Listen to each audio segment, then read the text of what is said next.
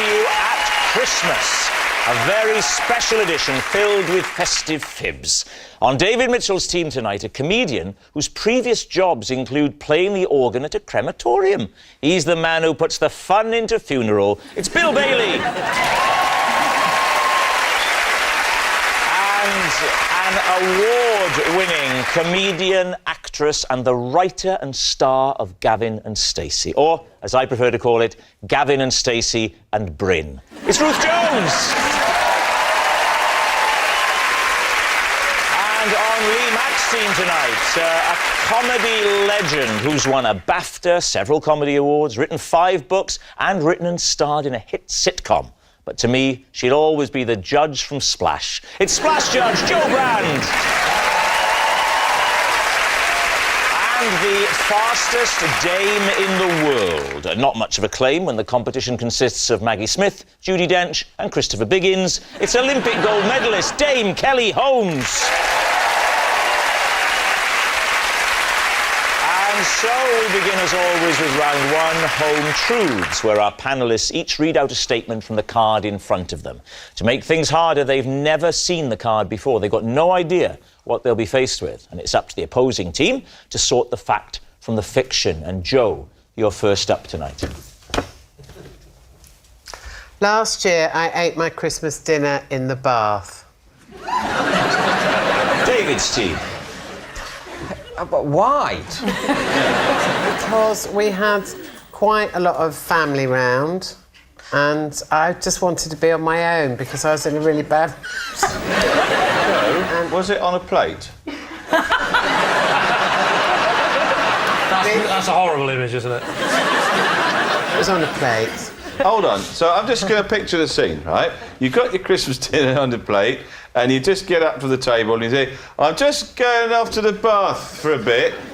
And the family... I don't think I announced it. Oh, you didn't? I was just so fed up with everyone. I just got up, took my dinner, went upstairs and thought, I'm going to have a bath. But didn't you find it that you got really hot eating in the bath? I could eat my Christmas dinner in a fire. Where did you put the dinner when you were running the bath? On the toilet. On the toilet. Did you allow the bath... with a lid on and a nice little tablecloth. No. Even so, I think it's a bit... Do you? It's just the associations, isn't it, of the two ends of the process. It's like saying to the food, this is where you're going to end up, mate. We both know it. You know it, I know it. You're going on an incredible journey. Yeah. Did you continue to eat your Christmas dinner while the bath was running, or did you pause in that process to sort of save it until you were nice and comfy in the bath? I had a couple of sprouts, David. Right. Did you have like a tray that goes over the side of the bath? Yeah. You can put the dinner on, or did you have to balance it on your knees? I had to balance it. On your knees? Not necessarily.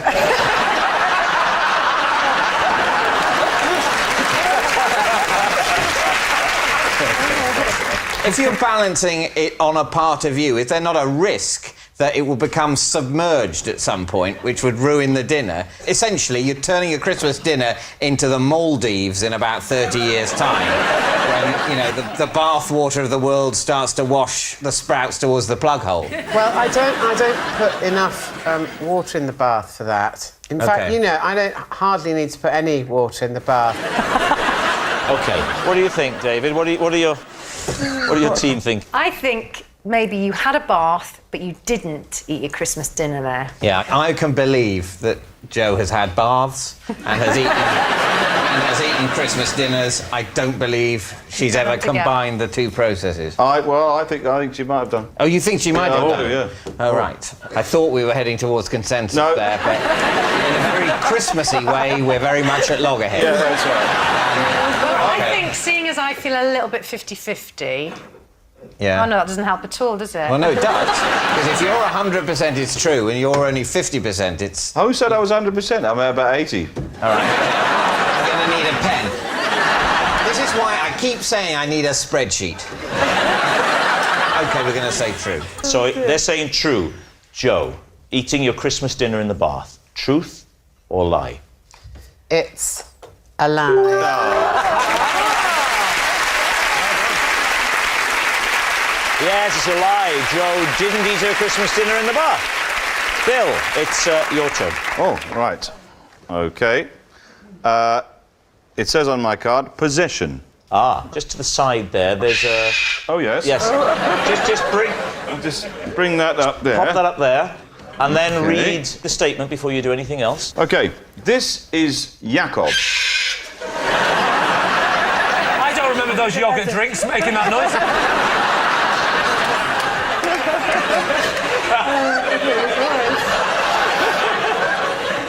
OK.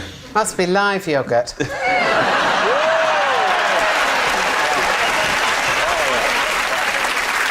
This is Jakob. I once smuggled her into the cinema, then had to pretend the noises she was making were coming from me. Okay, now perhaps you could unveil, take the Yes. sheet off. Oh, I love cats. Right, Lee's team. Why on earth would you take Jakob Jakob. into... Hang on. Jakob. Jakob. Jakob. Jakob, yeah. Jakob. It's spelt Into a cinema. Jacob, but pronounced Jakob. Okay. I was on tour, Yeah. and the bird was on tour with me in the hotel room, and we wanted to go to the cinema. So my wife Hang on, and I... whoa, stop you there. Why was the bird on tour with you? Yeah, good Well, question. because we didn't have anyone to look after her. She's on tour. That's a bird with a man's name, then, is it? Oh, sorry, is it she or he, the bird? It's a she. But why is With he a- called Jacob? But, Jakob. I know, but Jakob. Jacob. well, no, there was a little bit of confusion with the sexing. Yeah. at I had first. that with a rabbit once. Did you? What, sex?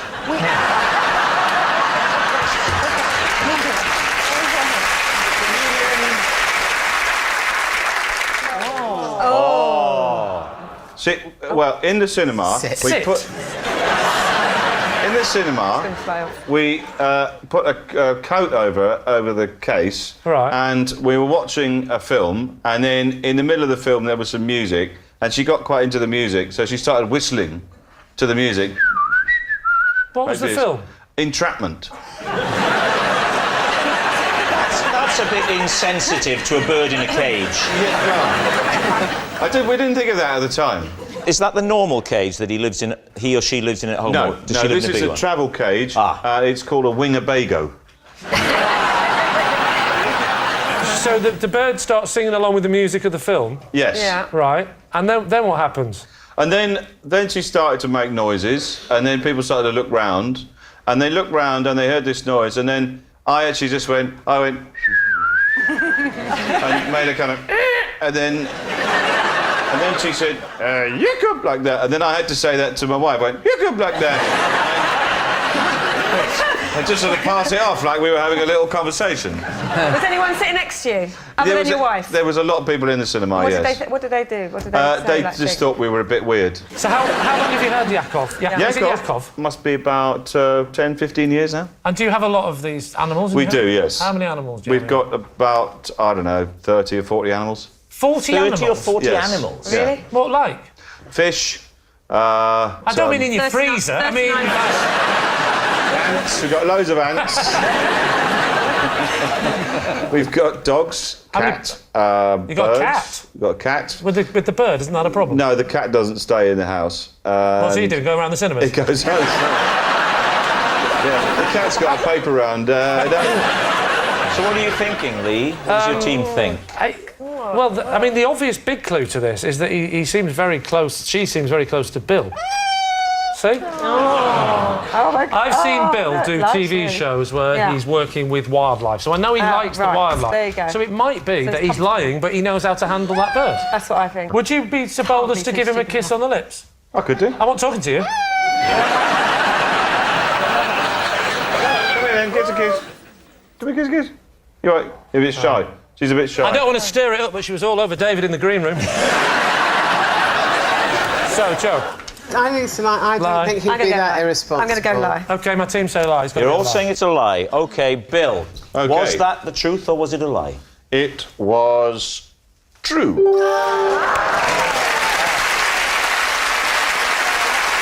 Yes, it's true. Bill did smuggle his parrot into the cinema. Our next round is called This Is My, where we bring on a mystery guest who has a close connection to one of our panellists. Now, this week, each of Lee's team will claim it's them that has the genuine connection to the guest, and it's up to David's team to spot who's telling the truth. So please welcome this week's special guest, Mick.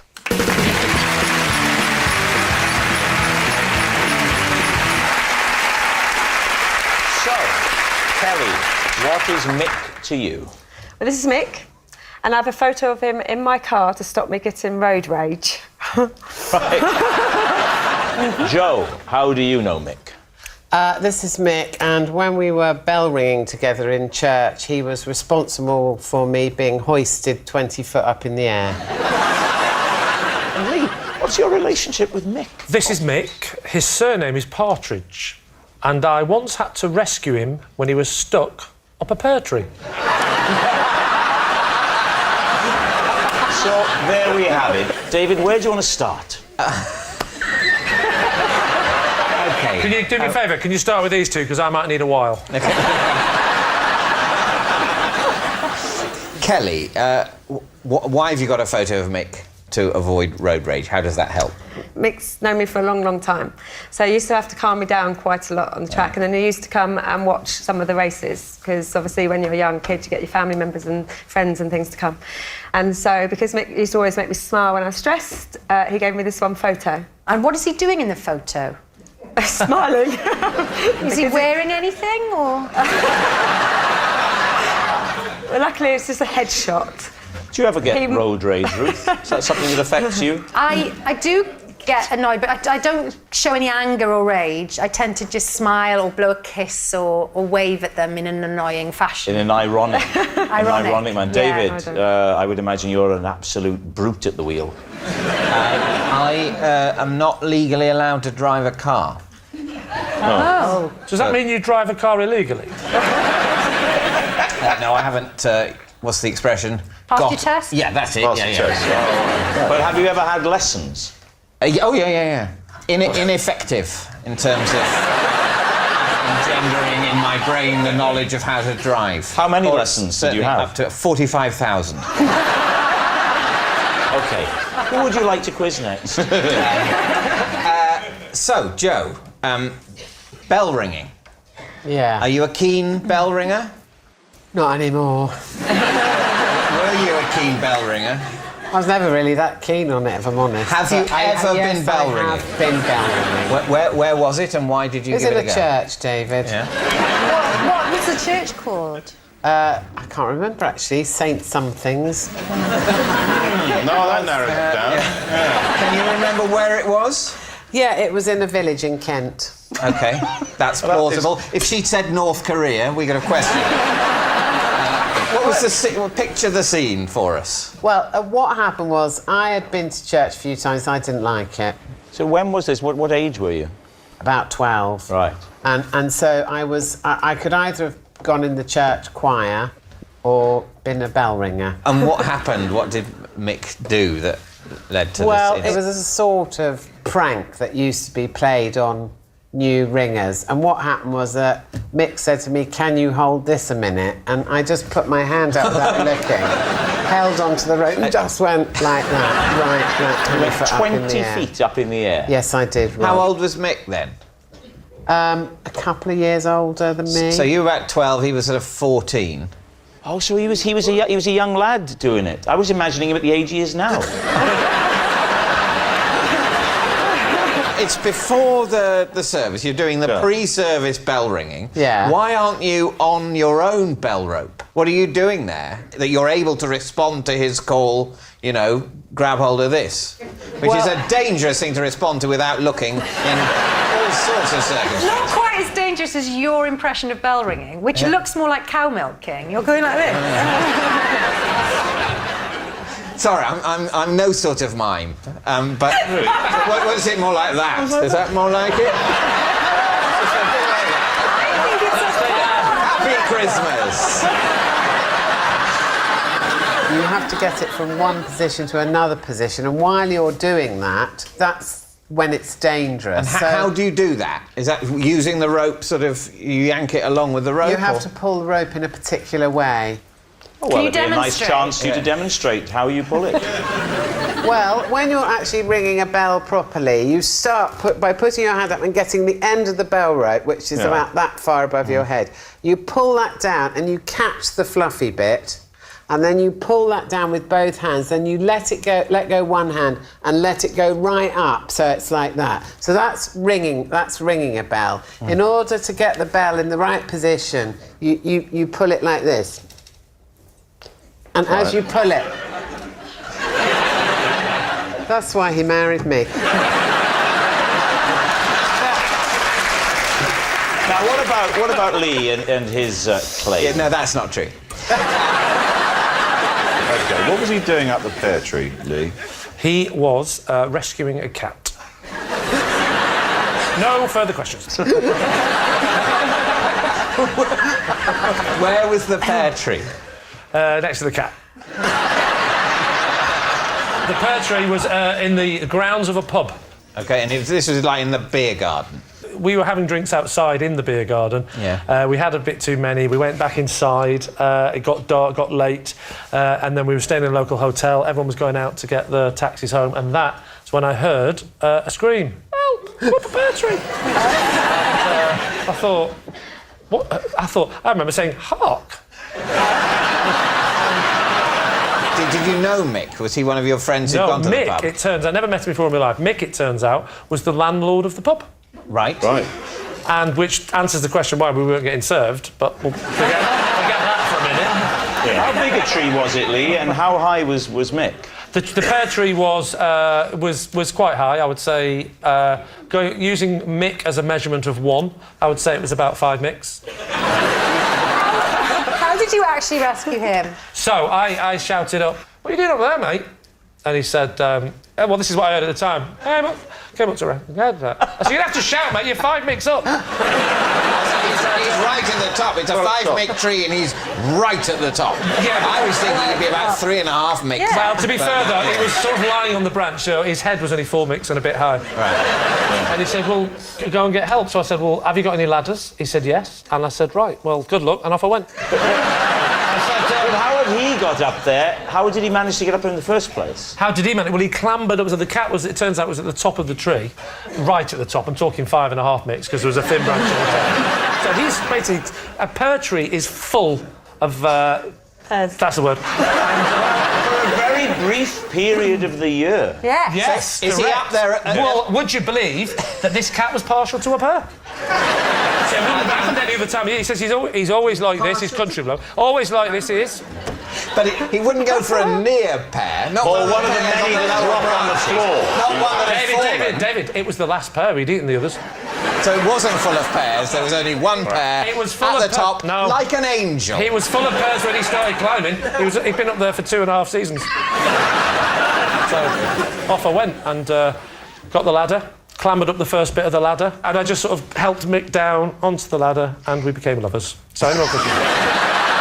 All right, well, we need an answer. So, David's team, is Mick Kelly's calming companion, Joe's bell-ringing buddy, or Lee's partridge in a pear tree? I think it's Joe that's telling the truth. Do you know why? Because of a rope action. You think it's Joe? Yeah, and I don't know what it would take to calm you down, Dame Kelly. I don't think Mick is the answer, though. Oh. He looks calm now. You want to see him on the top of a pear tree gripping a cat. Absolutely invincible. What are you thinking, David? I think it's Joe. That's what I think. You think the bell ringing? Ruth thinks Possibly. bell ringing. Bill? Yeah, I'll go with bell The ringing. bell for Bill. Yeah. OK. Right. They all think it's Joe. Mick, would you please reveal your true identity? My name is Mick, and I was responsible for Joe being hoisted 20 feet off of the ground. Yes, Mick is Joe's bell-ringing buddy. Thank you very much, Mick. Thank you. Which brings us to our final round, quick-fire lies, and we start with... It's David. Possession. There'll be a little box under your desk. Thank you. There's a card inside, David. Read the card out first, and then This when you've is done that... just a little something me and Rob got you for Christmas. And then, once you've read it out, then pop the object on the desk. OK. These are two of the best gifts I was given last Christmas. OK, and take them out and pop them on the desk.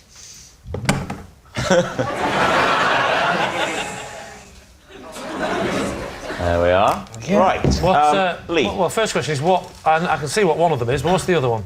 It's a hat. No. What's the stick thing? Yeah. It's a wand. You know, OK. You can do magic with it. Well, don't wave it around. Anything could happen. Yeah. Who bought you it? Yes. My wife. Oh. That bit is true, in case you Yeah. wonder. He has got a wife, yeah. That, most people don't believe it at this point, but it is. He has got a wife. Just to give us a fuller picture, let's see if the hat fits. And if it does, wear Head it. on and then get the full. Let's get the full effect. Ah, but does the wand fit? And then hold the wand. So,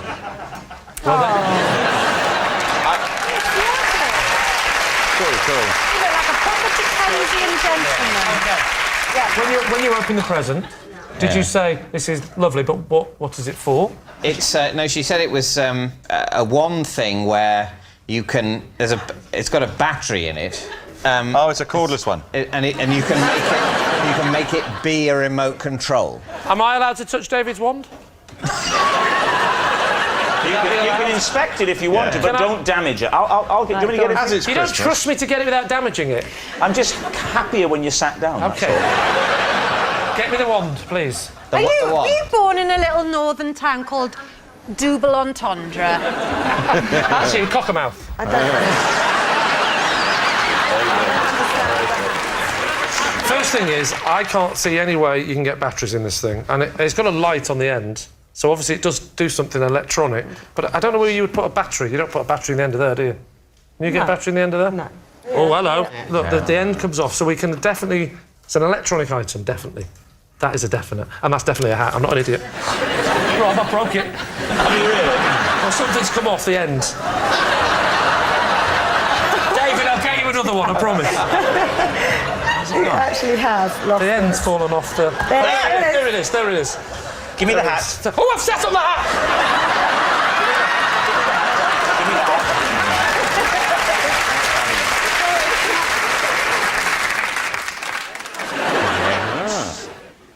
Well, Would you wear that in the house, the hat, David? Would you wear it around the house? No, I wouldn't wear a hat indoors. Basically, you'd wear a hat like this when you've, on the way from the cab to the scene of the murder.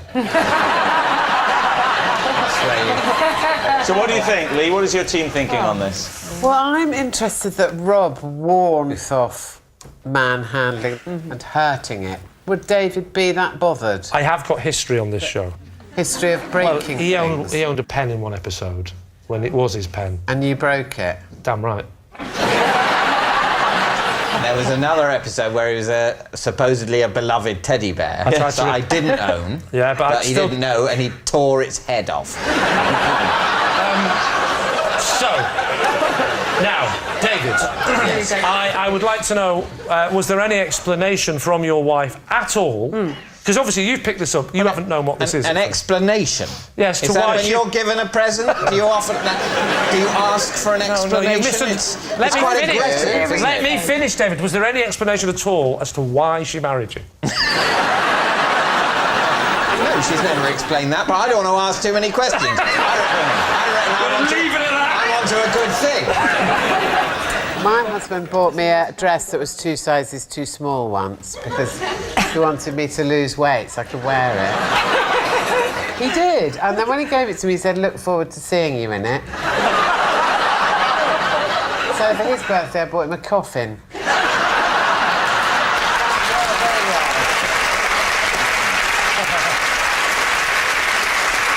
So what are you going to say then, Lee's team? Is he telling the truth? Kelly, you're saying... Lie. You're saying lie? Oh, I'll say lie as OK, well, I have to go with my team and say it's a lie. So the team is saying lie. David, truth or lie? It is true. Next. It's Lee. Last Christmas Eve, my wife asked me to pop out and get 4 to 5 lemons and 8 or 9 limes. Unfortunately, I misheard her and came back with 45 lemons and 89 limes. David.